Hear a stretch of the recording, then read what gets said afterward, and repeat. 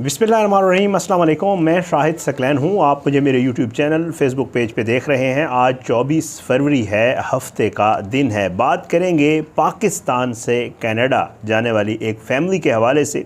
ये लोग यहाँ इस्लामाबाद से कनाडा जाते हैं, फ़िज़ियोथेरापिस्ट होते हैं और इनके साथ इनकी फ़ैमिली होती है। अनफॉर्चुनेटली ये लोग अपने घर के बाहर जो है ये वॉक कर रहे होते हैं, फ़ैमिली पूरी वॉक कर रही होती है और एक सफ़ेद फार्म जो कि मुसलमानों से नफ़रत करता है, जो महज़ ये देखता है कि इन्होंने मुसलमानों वाला लिबास पहना हुआ है, वो अपना पिकअप ट्रक जो है वो इनके ऊपर चढ़ा देता है और बड़ी बेदर्दी से इनको ये 4-5 लोग जो है वो वॉक कर रहे होते हैं, जिनमें जो है एक शख्स, उसकी बीवी, उसकी माँ, उसकी बेटी और उसका बेटा।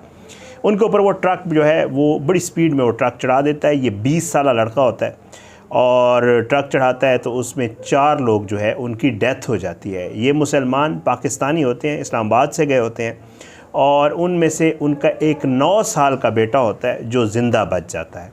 उसके अलावा पूरी फैमिली जो है वो इस हादसे में जो है वो उनकी मौत हो जाती है।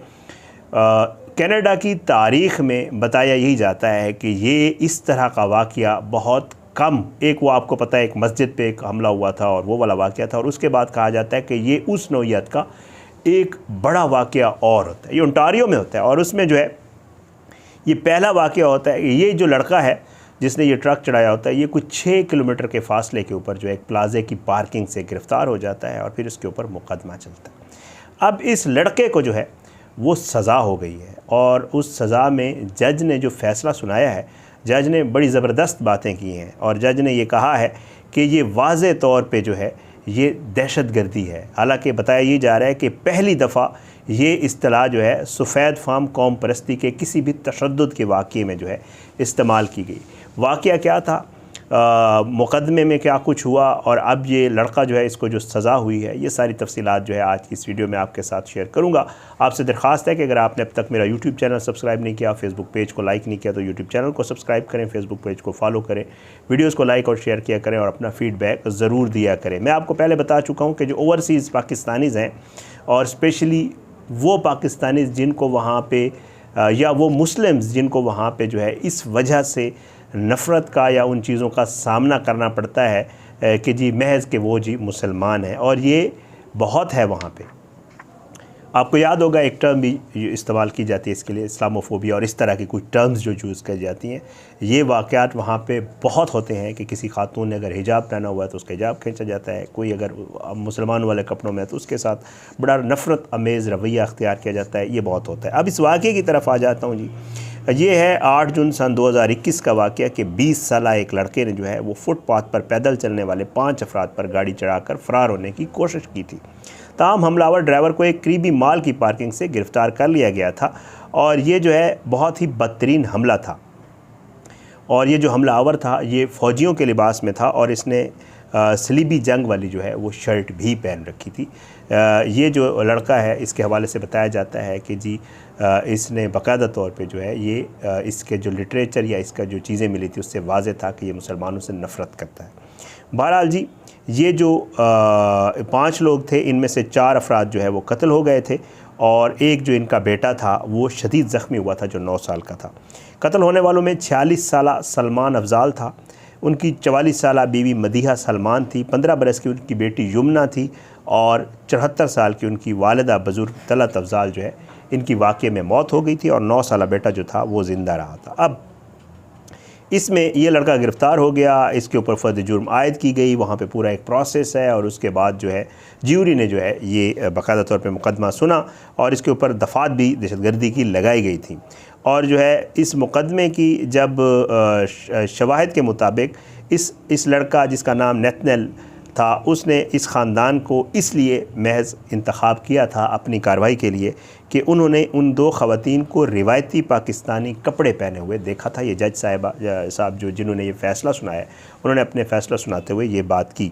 जज पोमेरेंस ने कहा कि जी ये ऐसे लोगों को ढूंढ रहा था कि इसने इस दौरान इस ख़ानदान को निशाना बनाया। अब इसको जो है सज़ा हो गई है। सज़ा कितनी हुई है जी? 5 मरतबा उम्र कैद की सज़ा सुनाई गई है, जिसमें 4 कत्ल और 1 इक़दाम कत्ल पर यह सज़ा दी गई है।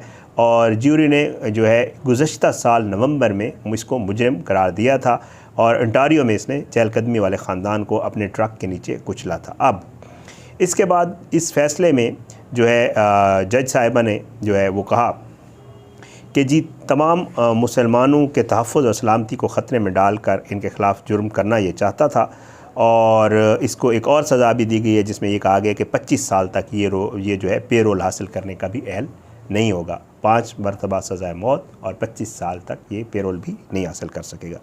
अच्छा, वो कहते हैं कि ये पहली दफ़ा है कि कैनेडियन ज्यूरी ने सफ़ेद फार्म कौम परस्त दहशतगर्दी पर कानूनी दलाइल सुने हैं। इससे पहले कभी ऐसे हुआ नहीं है।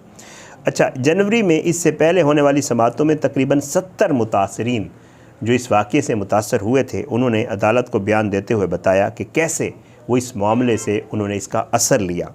बहुत सारे बयानात में बताया गया कि रिश्तेदारों और दोस्तों का ये नाकाबिल तलाफ़ी नुकसान हुआ है, ख़ास तौर पर उनके यतीम बेटे का जो 9 साल का है अभी तक, और फिर वो शदीद ज़ख्मी हालत में उसको अस्पताल दाखिल कराया गया। फिर बताया गया कि जी उसकी हालत ख़तरे से बाहर है और अब वो ठीक है, आल्दो उसके कुछ फ्रैक्चर्स हैं जिनके ऊपर लोहे की प्लेट्स लगी हुई हैं। इस बच्चे का बयान भी आपको पढ़ के आगे सुना देता हूँ।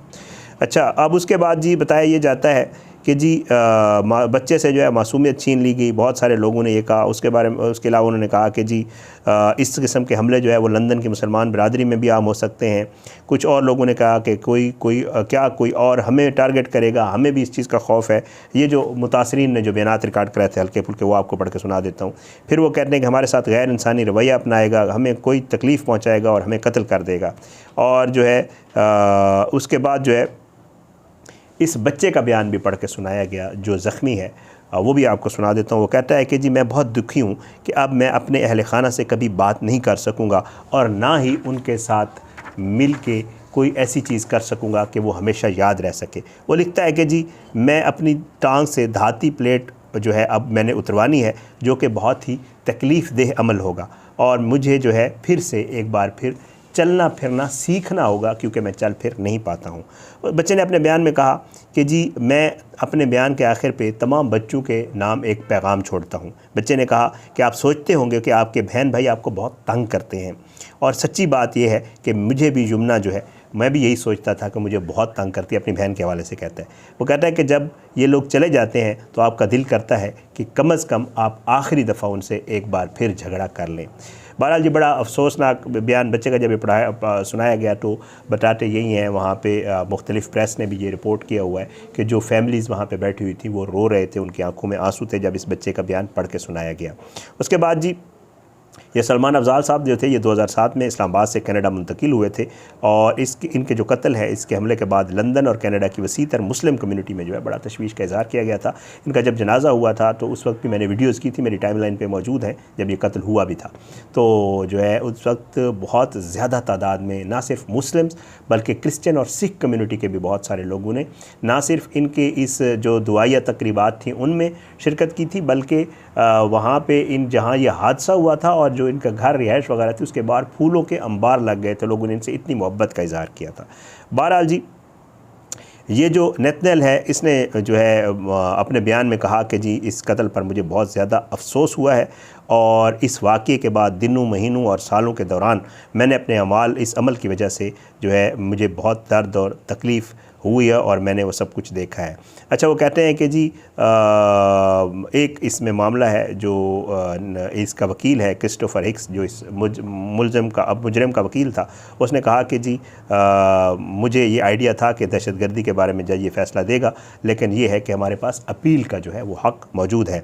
अच्छा, उसके बाद जी ये भी बताया गया इस मुकदमे की समाअत के दौरान कि जी इस लड़के ने क्योंकि जो है इसकी परवरिश एक मसीह ख़ानदान में हुई थी और साथ में ये भी है कि जी वो ऑब्सेसिव कंपल्सिव डिसऑर्डर का शिकार है। अच्छा, ये इसके दिफा में दिया गया था। इसका दिफा करते हुए इसके वकील ने कहा था कि कत्ल से पहले उसने नशा आवर मशरूम्स जो है वो ली थी जिसकी वजह से उसके साथ ये सारा मसला हुआ था, उसने ये किया था। ताहम जुमेरात को फ़ैसला सुनाते हुए जज ने कहा कि वो इन दलाइल को मुस्तरद करते हैं और कहा कि ये दलाइल जो है ऐसे नहीं है जिनके हवाले से जो है ये कहा जा सके कि ये काम जो है इसने किसी चीज़ के ज़ेर असर होकर किया है। उसके बाद जी जज साहबा ने कहा कि जी इंटरनेट पर मौजूद मवाद से इसने अपना गुस्सा निकाला है और ये भी ऐसे भी शवाहिद मिले कि कत्ल से 1 महीने पहले इसने एक दस्तावेज़ लिखी थी जिसमें वो तशद्दुद का ज़िक्र भी कर रहे थे और वो न्यूज़ीलैंड और नॉर्वे में कत्ल होने वाले जो है कत्ल के वाक़यात से भी मुतासिर था। और जज ने कहा कि नफ़रत वसी पैमाने तक फैल सकती है जब वो सिर्फ़ एक क्लिक की दूरी पर हो। ये जो इंटरनेट और ये चीज़ें हैं इसके हवाले से बात करते हुए कहा। बहरहाल जी इसको अब सज़ा हो गई है। बड़ा ही अफसोसनाक वाक़या था और इसमें क्योंकि पाकिस्तानी, मुसलमान और ये सारे मामलात इन्वॉल्व थे तो पूरी जो मुस्लिम कम्युनिटी थी स्पेशली कनाडा में और लंदन में और इधर उधर उन्होंने इस केस को बड़ा फॉलो किया था। इसका अब ये सज़ा हो गई है, मैंने कहा आपके साथ शेयर कर दूं।